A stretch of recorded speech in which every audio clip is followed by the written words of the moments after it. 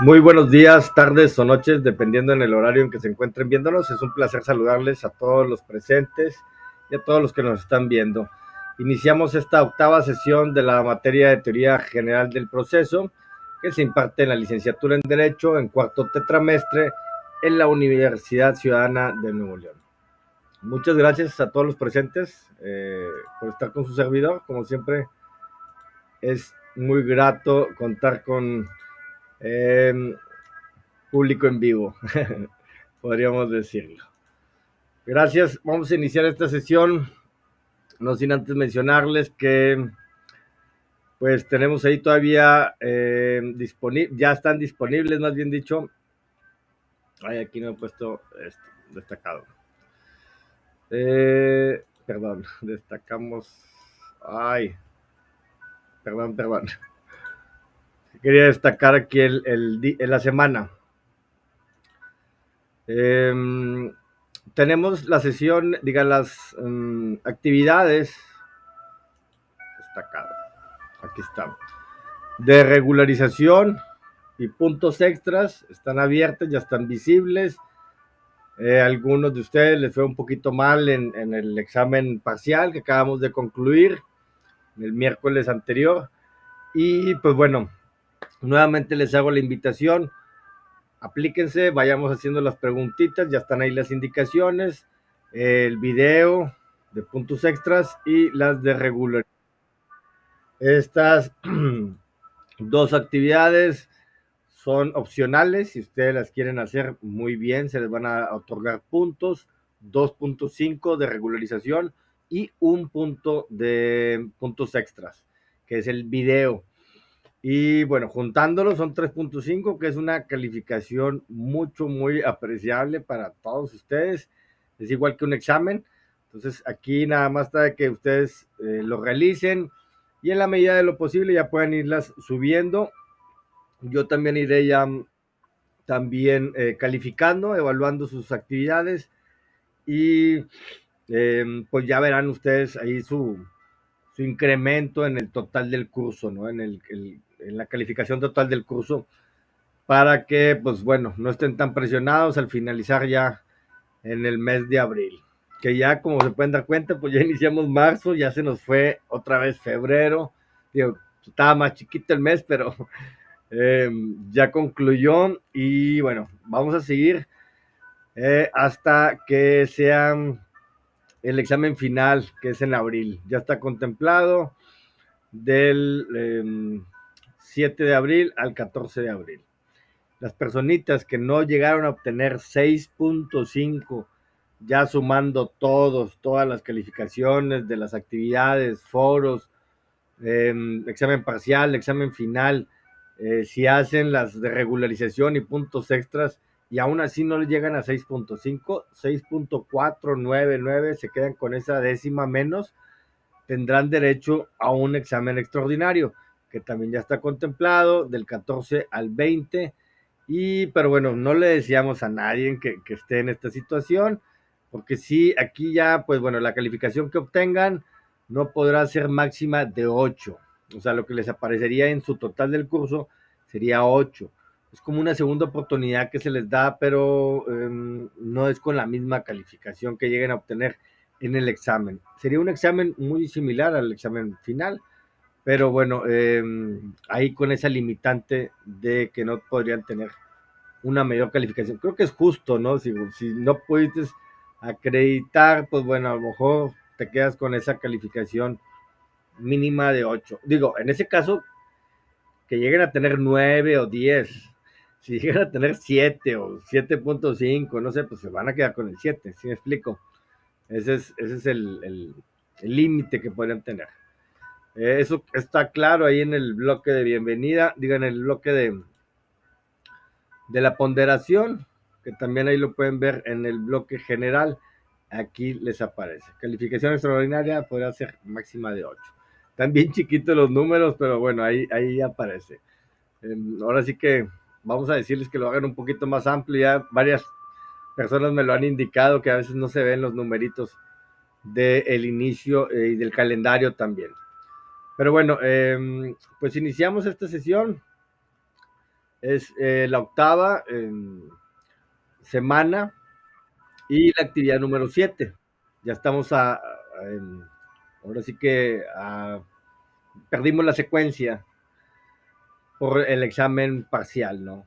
En ese sentido. Y bueno, tenemos como objetivo, el tema previamente es el juzgador. Vamos a entrar también a otra parte ya del libro. Como se los había mencionado, está dividido en partes este texto del maestro José Ovalle Favela. Y bueno, entraremos en la etapa de los sujetos del proceso, ¿no? Y el primero de ellos es el juzgador. El objetivo como tal es comprender la organización y funcionamiento del Poder Judicial. Identificarán ustedes los diferentes órganos jurisdiccionales y sus integrantes, explicando los métodos de selección y designación de los jueces. También señalarán las garantías judiciales y concederán las funciones de los colaboradores judiciales, con el fin de adquirir una visión global del sistema judicial y su papel en la impartición de justicia. Perdón. Bueno, está un poquito amplio el objetivo, pero es que también el capítulo es un poquito amplio. Déjenme, se los digo. Eh, bueno, ya lo saben, damos clic o oprimimos ahí el apartado del cuestionario y les aparecerán las indicaciones propias de cada una de las actividades. Totalmente similares a las anteriores, 10 preguntitas, de las cuales les aparecerán 4 posibles respuestas, de las cuales tan solo una es la correcta. Y bueno, la información para eh, déjenme nada más silenciar a la compañera Brigida. Ok, perdón. La obtendrán en el capítulo 6 del juzgador, páginas 225 a la 269 del libro ahí del maestro José Valle Favela, que se encuentra en el apartado de recursos, teoría general del proceso. Les damos 90 minutos para cada uno de estos intentos, que serían 3. Y pues bueno, traten de tomar el tiempo necesario, siempre les aclaro eso. A veces las personitas lo quieren hacer como en 5, en 10 minutos, y a veces es más complicado. Bueno, si ya adquirieron, ya leyeron muy bien el texto, pues facilita mucho. O igual, como les digo, siempre hagan sus base de datos, hagan sus propias preguntas de cada uno de estos capítulos, y así ya pueden sentirse mucho más cómodos al realizar este cuestionario. Aquí el deseo es que leamos, comprendamos de lo que se trata cada uno de ellos. Y pues bueno, esa es la forma de cómo tratarlos de obligar a que lean, ¿no? A que comprendan más que todo cada uno de estos capítulos. El término para o fecha límite para esta actividad sería el 9 de marzo. Como se los había indicado la semana anterior, eh, nos dieron una indicación que estuviéramos cerrando las actividades los lunes en vez de los domingos, perdón. Casi siempre eran los domingos y ahora van a ser los lunes. Entonces, lunes, perdón, aquí no le modifiqué. Ahorita lo cambio, no se preocupen, pero sí sería el lunes. A veces hay cambios también en la cuestión de que no aparece bien al inicio eh, de, de las actividades. A veces el día también a veces se cambia un poquito. Entonces ahí para que digo, no se vayan a ir con con esa equivocación más que toda la plataforma. Yo aquí me equivoqué porque en sí pues teníamos que siempre los domingos y ahora serían los lunes. Ay, se me perdió dónde está la indicación. Aquí está, perdón. Pero ya está. cada una de estas cosas que nos sale un poquito mal, tenemos que estar corrige en tiempo y forma para que a ustedes les aparezca bien.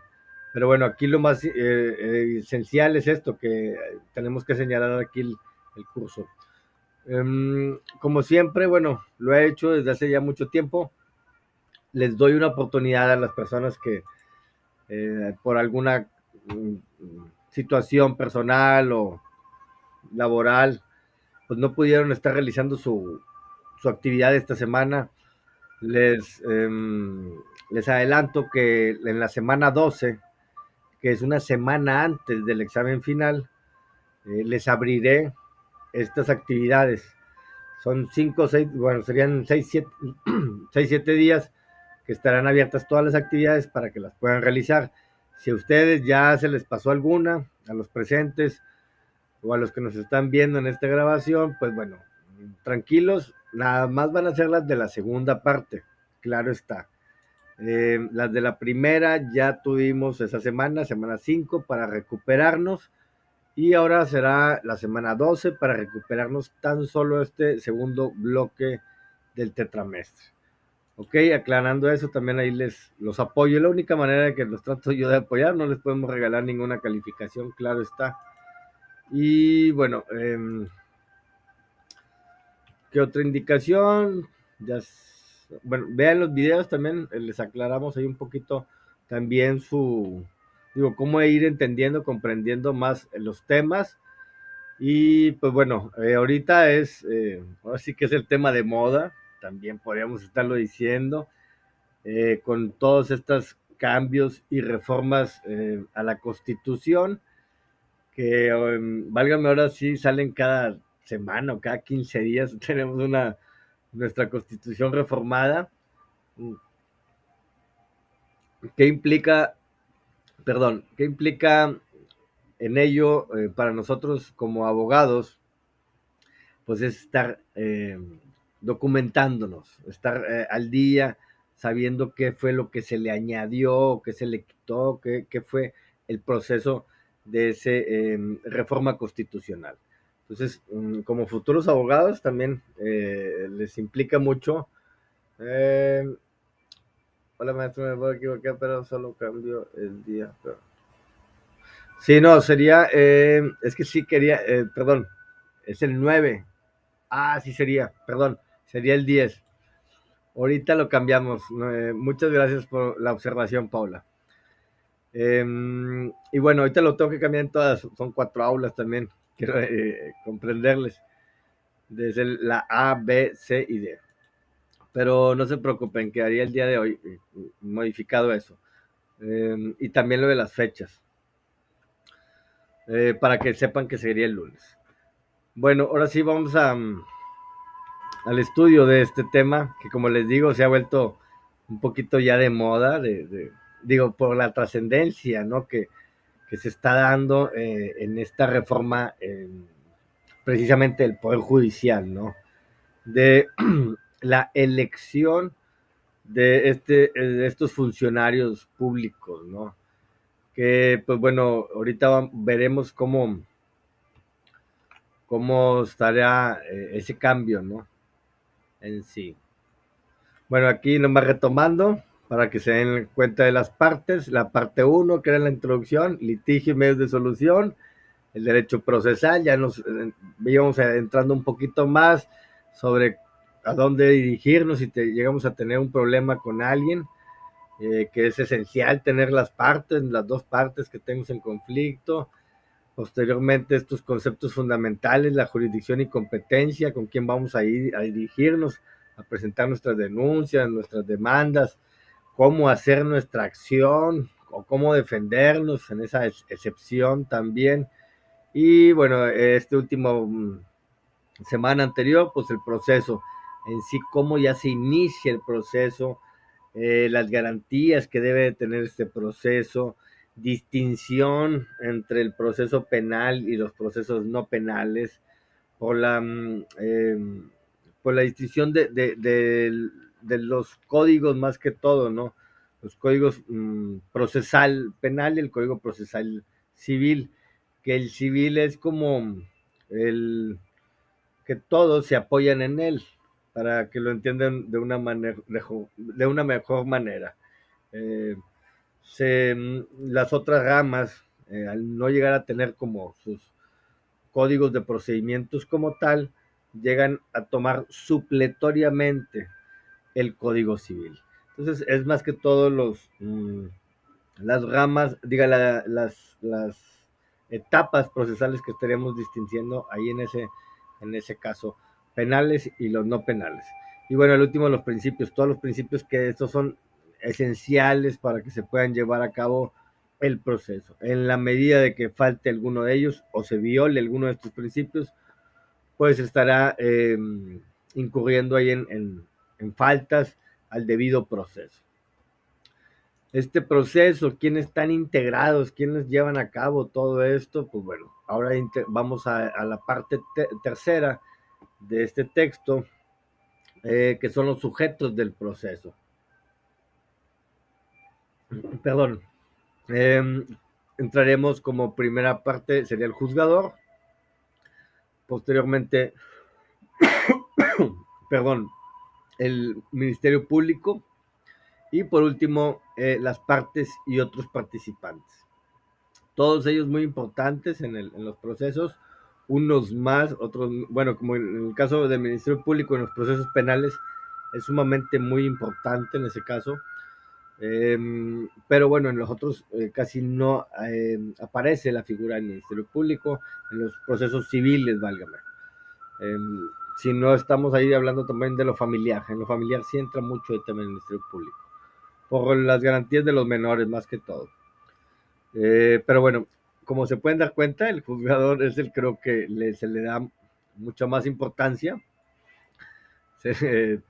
Digo, está el capítulo mucho más bien dividido por ahora sí que prememorizar cada uno de estos eh, juzgadores. El Ministerio Público ahora sí que es una figura muy importante, pero no tan trascendente como el juzgador, el que te llegaría a tener la decisión. Y definitivamente, pues las partes, pues sin ellas no existe ningún proceso, ¿no? Y otros participantes también menciona que serían los terceros y peritos o cuanta persona sea necesaria para el esclarecimiento del caso, ¿no? Para que el juzgador, en este caso, tome la mejor decisión en su sentencia, la más clara y precisa, ¿vale? Bueno, vamos a empezar a explicarles un poquito lo que podría estar viniendo en esta actividad. Primeramente, como les decía, es esencial que existan las partes como tal, si no, no tendríamos un proceso. Es la parte acusadora y la parte demandada, perdón, la parte acusadora o actora, que es el que inicia la acción, y su contraparte sería la demandada o acusada. Son términos que nosotros ya deberíamos de estarlos manejando como propios para poder, ahora sí que tener el diálogo de un abogado, ¿no? Y no andar transgiversando con algunos otros términos. No, son actora, acusadora, o en el caso de que estamos en un proceso penal, estamos acusando, um, y en un caso de lo civil, pues estamos actuando, somos la parte actora, ¿no? O estamos demandando los derechos, como les hacía ver en clases anteriores, es bien preciso que la denuncia son en los ámbitos penales y las demandas son en los ámbitos civiles, ¿ok? Para que vayamos comprendiendo más claramente. Y estos sujetos principalmente son los principales que intervienen en la relación jurídica procesal. Son la parte que reclama, el actora, y la parte contra quien se reclama, la demandada. Y el juzgador, quien debe conocer y resolver ese litigio surgido entre aquellas. Litigios sumamente muy diversos, ¿no? Podrían estar. ¿Y quién es este juzgador o en sí la palabra juzgador, de dónde proviene.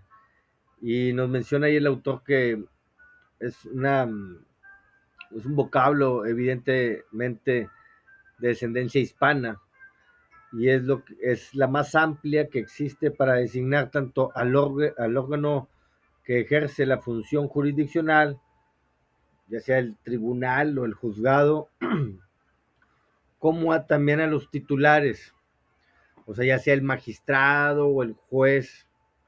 O sea, en sí el juzgador se le puede atribuir tanto al tribunal como a la persona que lo está, el titular de ese tribunal u órgano, ese juzgado, ¿no? En la expresión simple de la palabra es, es un sentido objetivo que es el órgano jurisdiccional como tal, y también tiene el sentido del sujeto, del subjetivo, que sería el titular de ese órgano como tal. Juzgador, la palabra juzgador en sí, pues es el como que engloba todo el que va a decidir el litigio entre esas partes, ¿no? Nos mencionan ahí también que hay varios sistemas de elección o preparación para la designación de estos juzgadores. Nos menciona ahí también un sistema angloamericano, que sería como los ingleses, ¿no? De Inglaterra. Igual también nuestros vecinos de Estados Unidos tienen ese sistema que es la designación de los jueces profesionales. Está hecha formalmente por la corona, o sea, por el canciller, ¿no? O a su propuesta del primer ministro. Pero en este segundo caso, tomando en cuenta el parecer del Lord Canciller. En la práctica, quien decide el mayor en medida los nombramientos de estos jueces, pues es este personaje, ¿no? Es el Lord Canciller que están muy asociados a la corona, ¿no? Ellos mantienen un sistema todavía monárquico en Inglaterra, entonces ese es el sistema angloamericano. Mientras que el sistema romano-germánico, que ese es el que más nosotros lo hemos copiado o lo hemos asimilado como tal, nos menciona ahí el autor que es un sistema aparte de los estudios universitarios, que para obtener el título, vaya, o sea, es esencial tener esos estudios de licenciado en Derecho. Estos aspirantes a los cargos judiciales deben de llevar a cabo como primero una práctica profesional, ya sea en las oficinas públicas, buffet o tribunales, y aprobar también un examen sobre dicha práctica. Y después deben realizar estudios especializados en temas propios de la función jurisdiccional para estar en condiciones de presentar un segundo examen o de participar en un concurso público de oposición. Perdón, este es el sistema romano-germánico, que también ahí nos lo señala el autor.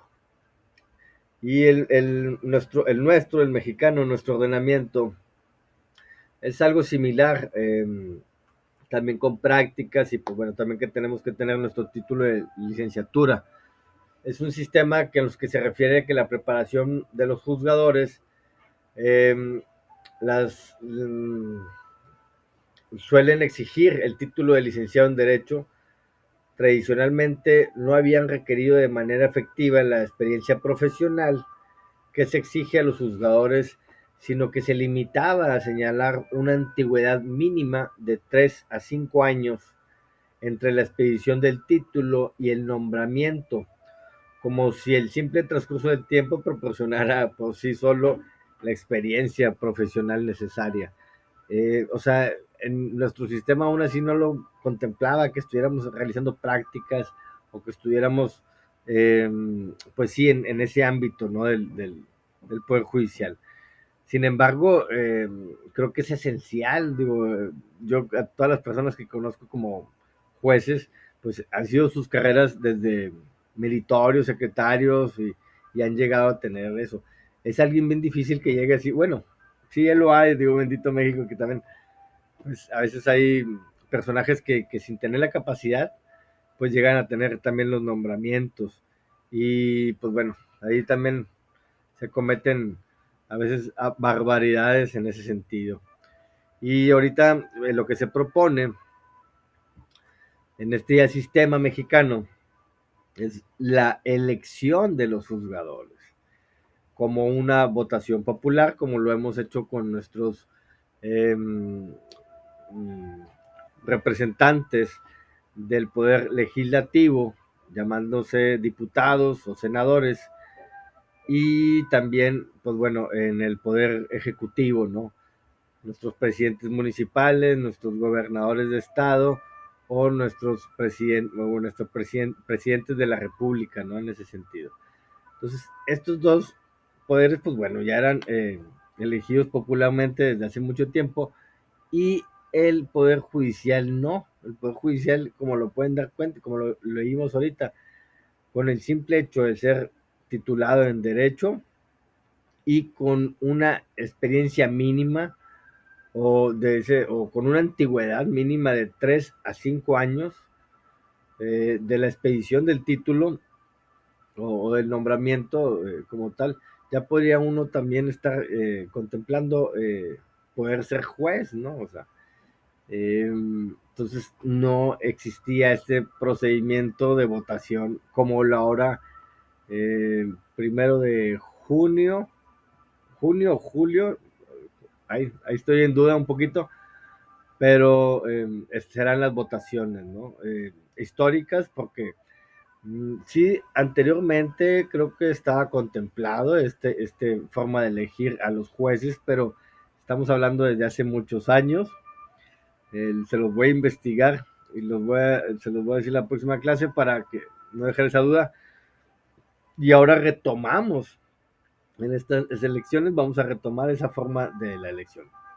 En mi más sentido personal, creo que es una reforma buena, que también se tendrán que ver mucho, muy bien los perfiles de los participantes en la votación para no cometer pues también errores en estar eligiendo a personas que tal vez tengan, digo, intereses personales con algunos grupos económicos o a grupos asociados a la delincuencia organizada, no sé, cuestiones de esas tienen que estar mucho, muy, eh, cuidadoso para elegir a los candidatos, ¿no? Porque, pues bueno, es bien sabido que estas formas también llegan a ser corrompidas para poder, pues, ahora sí que beneficiar a ciertos grupos o ciertas personas para que, digo, que deberían de ser juzgados como tal. Eh, y válgame, están sucediendo cosas en México pues, relativamente en el ámbito de la justicia muy relevantes, ¿no?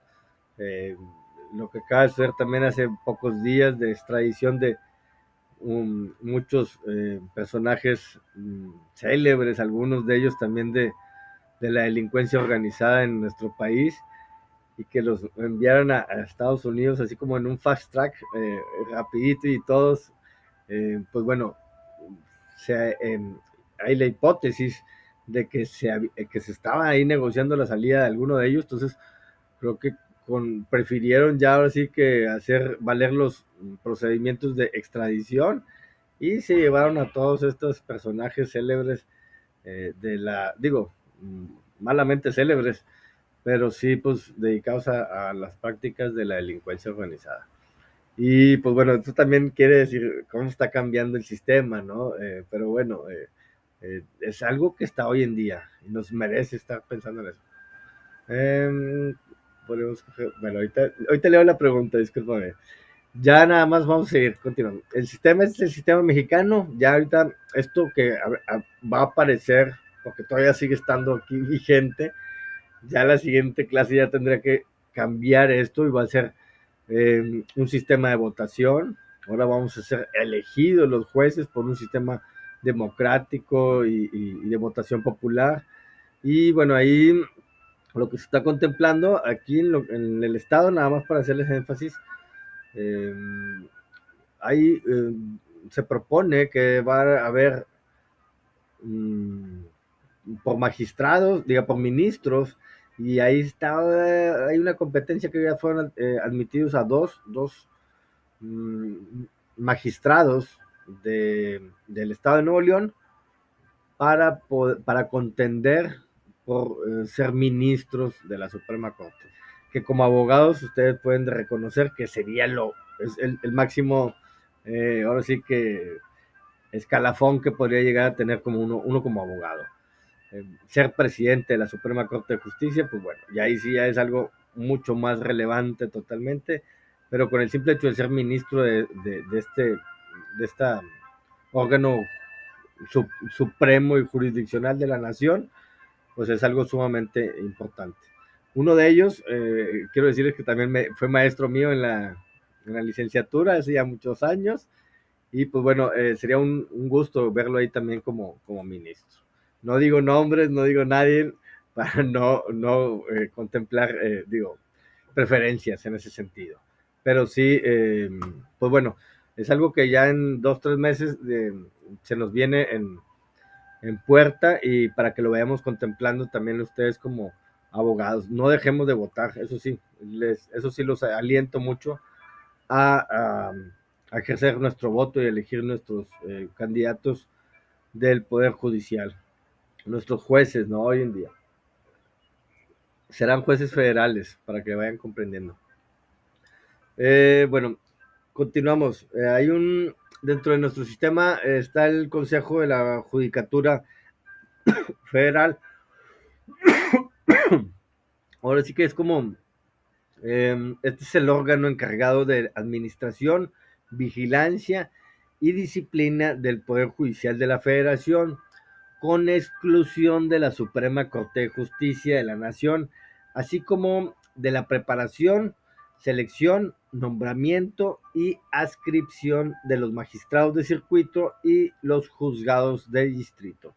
En el ámbito federal está este Consejo de la Judicatura y pues bueno, como se pueden dar cuenta, es el que los prepara, ¿no? No nomás simplemente es como, ya metí la solicitud, ya quiero que me vayan a ser juez. No, van a estar como quiera en ese sentido administrados, vigilados y ahora sí que disciplinados por este órgano, el Consejo de la Judicatura. Es como, no sé, el policía de los jueces, ¿no? ¿Quién cuida el que cuida? Pues bueno, sería el Consejo de la Judicatura, pero se pueden dar cuenta, dice, con exclusión de la Suprema Corte de Justicia, o sea, el Consejo de la Judicatura no puede estar revisando los comportamientos de la Suprema Corte, los ministros de la Suprema Corte. Ahí es en donde también estaba en tela de duda, pues muchas circunstancias, ¿no? También. Pero bueno, esto ya se contemplan cambios, ¿no? Eh, Ahí también nos habla del Poder Judicial, bueno, nos habla de las garantías individuales en sí, que también como abogados debemos de contemplarlas muy claramente y es el conjunto de condiciones previstas en la Constitución con el fin de asegurar en la mayor medida posible el desempeño efectivo y justo de la función jurisdiccional. Todos llegamos a tener también pues esas garantías individuales contempladas en los primeros 29 artículos y que también han estado siendo modificadas últimamente, ¿no? En ese sentido, con eh, los nuevos decretos o iniciativas de ley que han estado presentando por parte del Poder Ejecutivo, perdón, la presidenta, en realidad. El Poder Judicial de la Federación nos habla que de acuerdo con el artículo 94 de la Constitución, comprendamos que de ahí emanan todas las leyes y todas las cuestiones normativas que nos rigen como mexicanos. En el 94 de la Constitución, uno de los tres poderes de la Unión está constituido de los siguientes órganos: la Suprema Corte de Justicia de la Nación, el Tribunal Electoral, los tribunales colegiados y de circuito y los tribunales unitarios de circuito, así también como los juzgados de distrito y el Consejo de la Judicatura Federal. Todas estas dependencias o órganos, más bien dicho, eh, constituyen el poder judicial de la federación.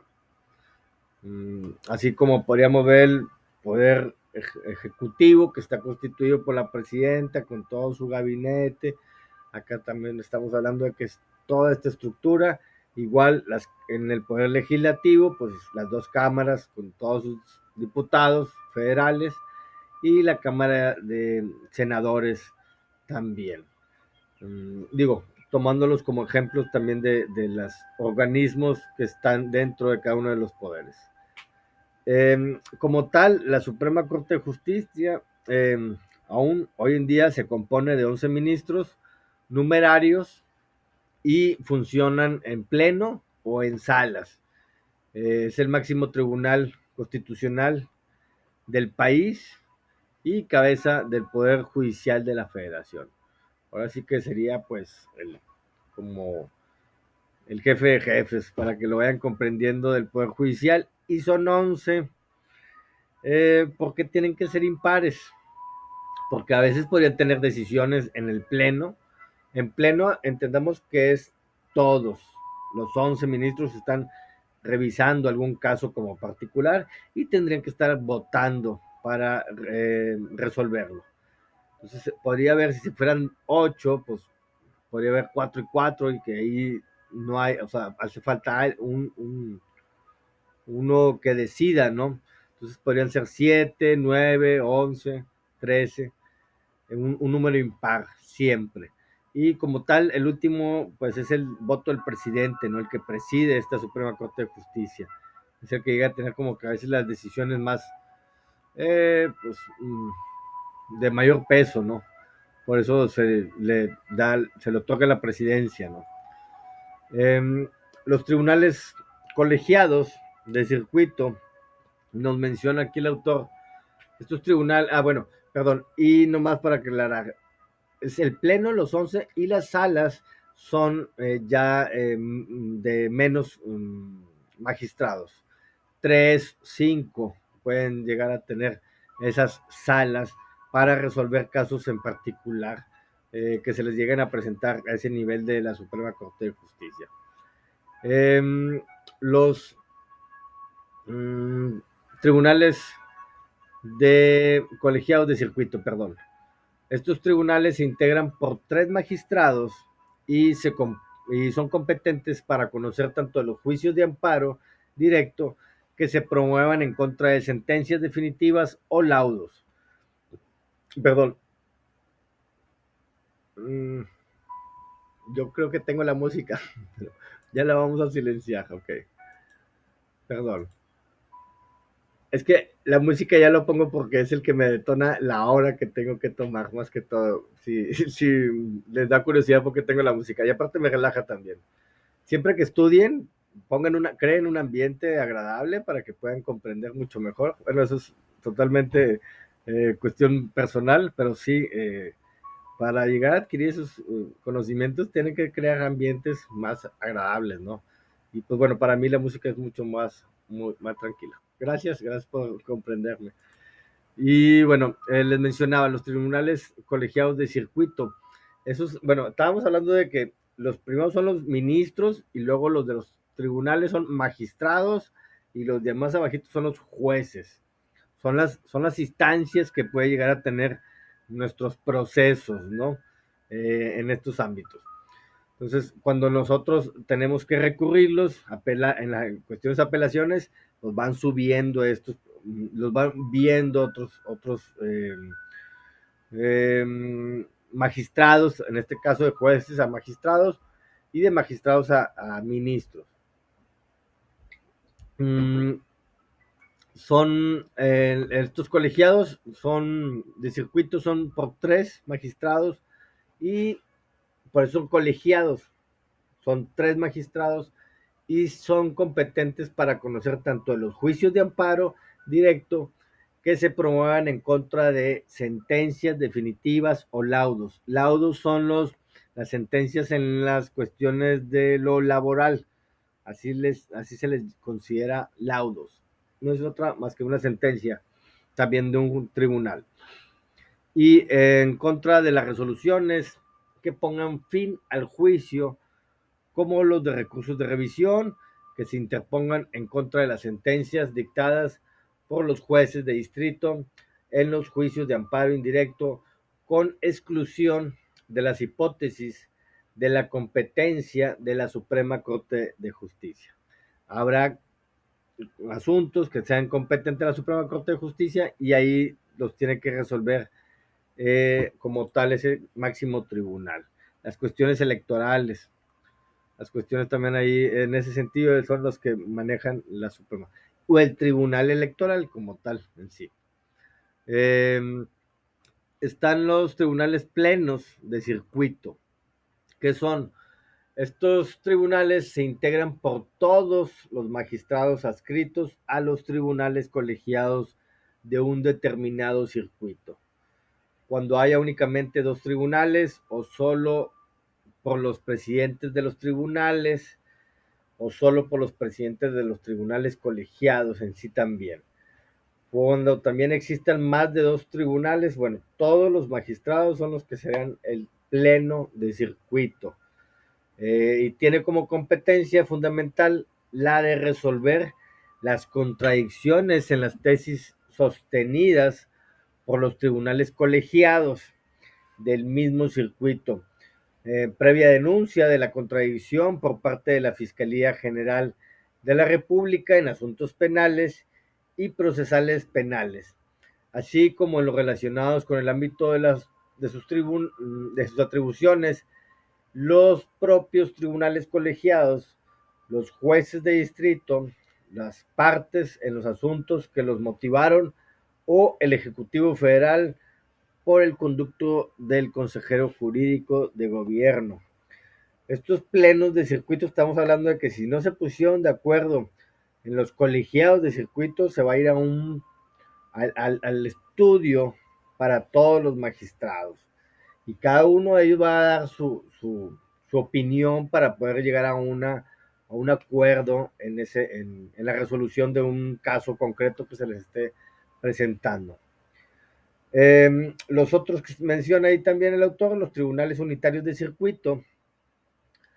Estos tribunales se integran por un solo magistrado, son unitarios, es un solo magistrado.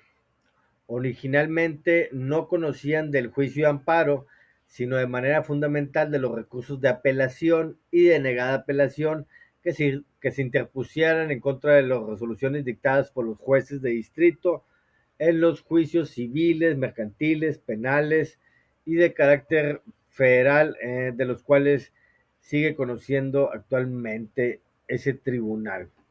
O sea, aquí si tenemos una apelación de una sentencia o de algún auto que estamos en contra del juzgado, o sea, que no nos está haciendo favor, que no nos favorece esa resolución, la tendría que estar viendo un tribunal unitario del circuito, esa apelación, para modificarla, resolverla o dejarla íntegra como tal. Bueno, posteriormente los juzgados de distrito tienen como titular un juez, actúa como juzgadores de primera instancia. Su competencia es muy amplia, incluye el conocimiento y la resolución de los juicios de amparo indirecto y el de los juicios penales para adolescentes, civiles, mercantiles, de carácter federal. Aquí tenemos una gran variedad de circunstancias que nos pueden estar resolviendo estos juzgados de distrito. Como les mencionaba, al tener una resolución por parte de ellos que no es grata para alguna de las partes, pues ese será recurrida apelación y se tenía que verlo un magistrado del Tribunal Unitario de Circuito. Ok, por último en este capítulo tenemos el Tribunal Electoral del Poder Judicial de la Federación. Se me perdió. Bueno, este máximo tribunal pues, es el encargado de resolver todos los conflictos que se lleguen a dar en este ámbito de lo electoral. Las denuncias presentadas también por el Ministerio Público, en el caso dado de delitos electorales, los estará resolviendo también este máximo tribunal electoral. Todo lo implicado en las cuestiones de la elección de nuestros vamos a decir, representantes. Ahora nuevamente les menciono pues, de nuestros jueces, magistrados y ministros que también los elegiremos popularmente. Entonces, pues bueno, este Tribunal Electoral del Poder Judicial de la Federación también estará vigilante de que se lleven pues, a cabo bien estas elecciones. Vamos a ampliar aquí también. Hay varios aquí tribunales superior de justicia. Bueno, también está ahí otro tribunal, no sé dónde lo veo, pero bueno, hay un tribunal militar también, nada más para aclarar en este ámbito, que, que sí les quiero aclarar, son los jueces en el ámbito militar también. Esa formación castrense también llega a tener ese Supremo Tribunal Militar. Y se compone de un presidente, que sería un general de brigada militar de guerra, y de 4 magistrados generales también de brigada o auxiliares. Además del grado militar, los magistrados deben de tener el título de licenciado en Derecho. Este es un tribunal de segunda instancia, por lo que conoce de los recursos de apelación y de reposición, y que procedan en contra de las resoluciones dictadas por los consejos de guerra ordinarios y los juzgados militares. También conocen, entre otras cosas, de los conflictos de competencia entre los juzgados militares y de la calificación de las excusas. Como tal, pues bueno, también ellos se rigen por su normativa y también tienen sus tribunales militares. O sea, los militares son juzgados por sus tribunales. Si llegan a cometer delitos también del orden civil o penal, tendrían que estar siendo, así que los ejercerían la atracción a estos tribunales, ¿no? En ese sentido. Son más severas, son sus sanciones llegan a tener, son más severas que las de las normales, ¿no? Entonces les va más mal, para que me comprendan un poquito. El Tribunal Superior de Justicia y del Poder Judicial de México nos habla que es el tribunal que funciona también en pleno y en salas.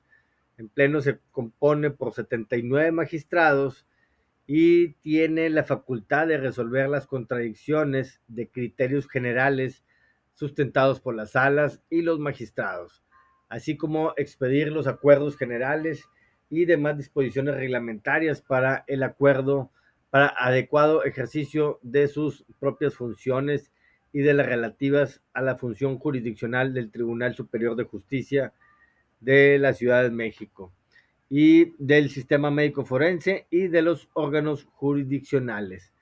También se hacen cargo los órganos del Poder Judicial, ciertos organismos del servicio médico forense, porque son como integrados a esa dependencia, ¿no? Eh, las salas, ¿qué son las salas en sí? Son 26 y las integran los 78 magistrados, cada una de las cuales se forman por 3 magistrados. Su competencia se encuentra especializada en 4 materias: civil, penal, de justicia para adolescentes y familiar. En sí, estas son las divisiones que tienen por materias. Estas salas que, como les había mencionado, el pleno es hablar de todos y las salas es hablar como una parte de ciertos magistrados que también se unen para resolver estas contradicciones que pueden llegar a haber entre el juzgador y las partes. Lo integra este poder, bueno, lo preside más bien el Tribunal Superior de Justicia. El presidente es electo por el Pleno para un periodo de 3 años y se puede ser reelecto el periodo siguiente. No integra sala y tiene otras funciones, las de representar al tribunal en los actos oficiales, presidir las sanciones y dirigir los debates del Pleno, así como tramitar los asuntos del Pleno hasta ponerlos en estado de resolución. El que preside este Tribunal Superior de Justicia, como lo menciona, no está en las salas, pero tiene otras obligaciones en sí como tal. Nos menciona aquí también de los juzgados, ahora sí, juzgados de lo civil. ¿Qué son los juzgados de lo civil? Ellos conocen los juicios sobre la propiedad y demás derechos reales sobre bienes cuando el valor de estos sea igual o mayor a la cantidad del artículo 691 del Código Penal, del Código de Procedimientos Civiles, perdón, del Distrito Federal o de la Ciudad de México. Establece que para que un juicio sea apelable deben de ser 500,000 pesos, así como a los juicios sobre que se versen sobre derechos personales que tengan la misma cuantía. Esta cantidad se debe actualizar cada año con base al Índice Nacional de Precios del Consumidor que dé a conocer el Instituto Nacional de Estadísticas y Geografía. Para el año 2016, el Consejo de la Judicatura actualizó esta cantidad, eran 574,690.47, que ahorita me imagino que ha de ser mucho más. Tenemos que ver esa actualización también. Y estos juzgados también conocen de los interdictos, juicios hipotecarios y ejecutivos, independientemente de su monto, y los procedimientos de jurisdicción voluntaria que no sea de la competencia de los juzgados mencionados. Todos los juicios civiles, de alguna otra manera, todo lo que tenga que ver relacionado con conflictos de dinero, de los bienes reales, de los derechos que tengamos sobre esos bienes, se estarían ventilando en juzgados civiles. Mientras que los juzgados penales, pues bueno, aquí es claramente, estos juzgados conocen de los procedimientos, de los procesos por los delitos que la ley califique como graves, o más que todo aquí en el ámbito federal están muy bien claros toda esa especificación de delitos federales y delitos del fuero común, ¿no? Ya debimos de haber llevado ahí derecho penal, en donde les especificamos, pues bueno, toda esa rama de delitos de las competencias federales y las locales. Entonces, pero bueno, aquí estos juzgados pues ven y tratan de resolver todos esos procesos a consecuencia de los actos delictivos. Tenemos otros juzgados que se llaman juzgados de lo familiar, que tienen como competencia para conocer de los juicios y procedimientos concernientes a las relaciones familiares y el estado civil de las personas, como exclusión de asuntos de la competencia de los juzgados del proceso oral en materia familiar, así como de los juicios sucesorios. Ahorita ya existen desde hace tiempo la presencia de estos juzgados del proceso oral. Es mucho más viable, mucho más práctico, pero hay todavía asuntos que se tienen que llevar en los juicios de lo familiar como procedimientos escritos. Entonces, ahí se contemplan también estos juzgados tan solo de lo familiar. Pero, como lo mencionaba, también están los juzgados de proceso oral en materia familiar y estos conocen de los juicios sobre alimentos, guardia y custodia de menores, régimen de convivencia de los padres, divorciados con los menores, violencia familiar, nulidad de matrimonio, rectificación o nulidad de las actas de registro civil, filiación, suspensión o pérdida de la patria potestad, constitución forzosa de patrimonio familiar, cambio de régimen patrimonial controvertido e interdicción contenciosa. En ese sentido, todas estas son ámbitos de los juzgados, proceso oral, que podrían estarse ventilando ahí. Eh, Tenemos los juzgados de civil de menor cuantía, que aquí nada más es lo que estaríamos mencionando, que serían abajo de la cantidad que estuvimos viendo ahorita de lo civil, que nos mencionaba que eran 500,000 pesos, bueno, que ya ahorita deben de ser muchos más. Eh, ahí existen, o sea, si el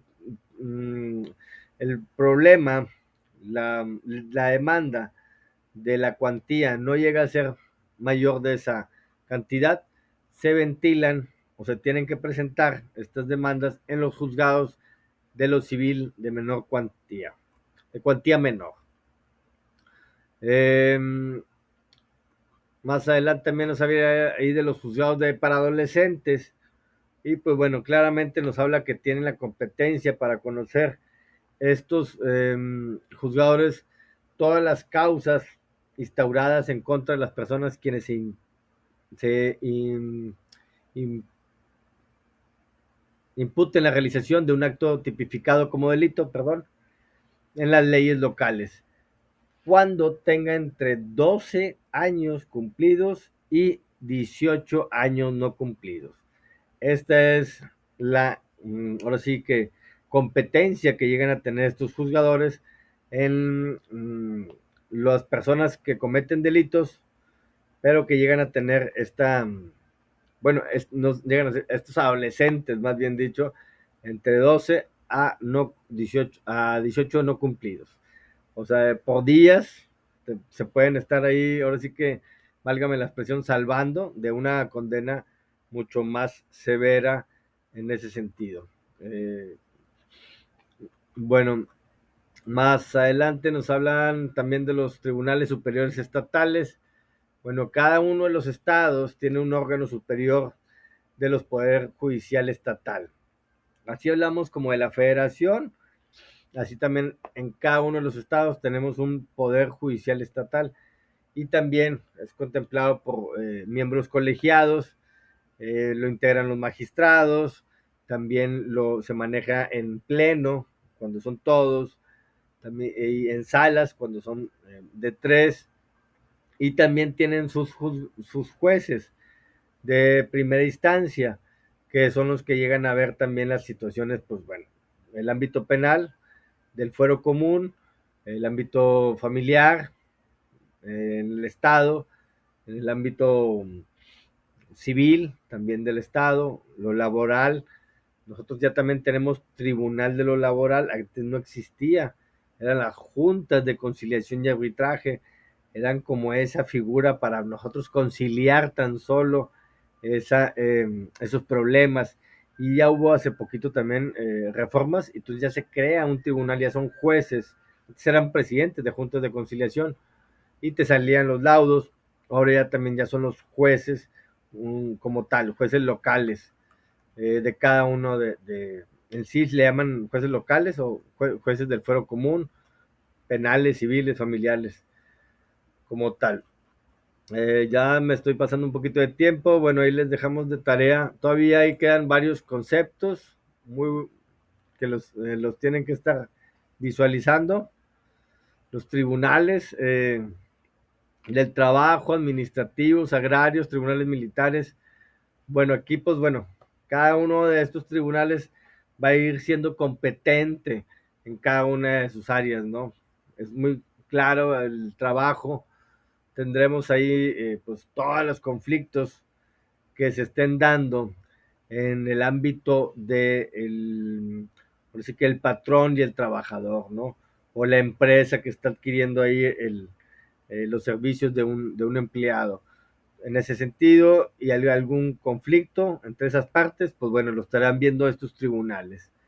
Los tribunales administrativos o justicia administrativa son todos los conflictos que llegamos a tener los particulares contra la estructura del Estado, llámese municipio, llámese el Estado como tal, de la federación o la federación en sí. La nación, en sí, pues sí, la federación. Cualquier conflicto que yo tenga con alguna de esas dependencias de esta estructura de gobierno, tendría que estarlo presentando en un tribunal administrativo, ¿ok? Conflictos yo con municipio, no sé, cuestiones de territoriales o me vinieron y me pusieron un poste, no sé, o bueno, no sé, la comisión de la federal, me tocó un caso, le pusieron un poste afuera de la casa de un cliente y pues lo estaba estorbando, vaya.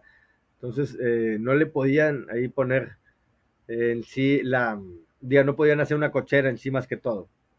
Entonces, pues tuvimos que litigarlo y hasta que pues al fin y al cabo tuvimos que rectificar y modificaron ahí y al último creo ya los 2 años, 3 años movieron el poste, pero batallamos mucho. Pero bueno, es una paraestatal ahí también del Estado. Entonces, todas las cuestiones son administrativas. Tribunales agrarios, pues todas las situaciones en los ejidos, todas las cuestiones en las zonas semirurales que se lleguen a dar, también existen estos tribunales, ¿no? Que los conflictos de tierras que se llegan a dar en ese sentido, pues ellos son los que indicados que van a resolver. Tribunales militares, lo mencionaba hace un momento, pues bueno, tienen tribunales eh, muy exclusivos para poder hacer valer sus leyes y pues bueno, ¿a quiénes rigen? Pues a las personas que son militares. Yo como civil no puedo no puedo ser, vaya, juzgado por un tribunal militar, ¿ok?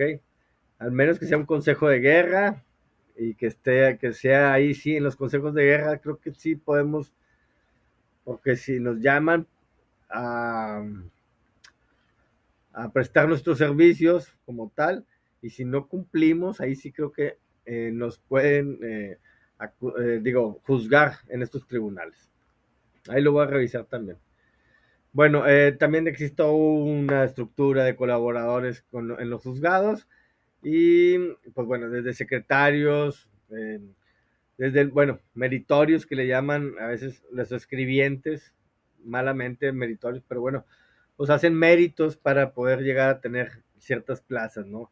Secretarios proyectistas, los secretarios de alguna otra manera son los que ya hacen pues todos los proyectos de las sentencias o de los autos que se van realizando y siempre y cuando pues a la revisión del juez, que es el que está a cargo del juzgado en sí, o de las oficinas judiciales auxiliares, mencionan, pues todo es la estructura de los edificios y todas las que de alguna otra manera tienen que estar alrededor de ellos para que el funcionamiento se dé.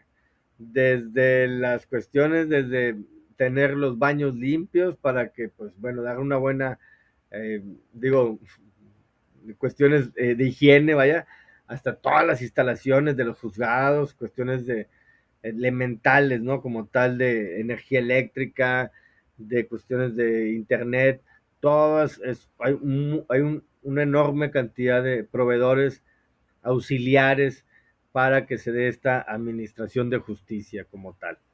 Pero bueno, resumidas cuentas, ya lo hacemos así, ya nos pasamos un poquito más de tiempo. No quiero dejar sin responder algunas preguntas, maestro.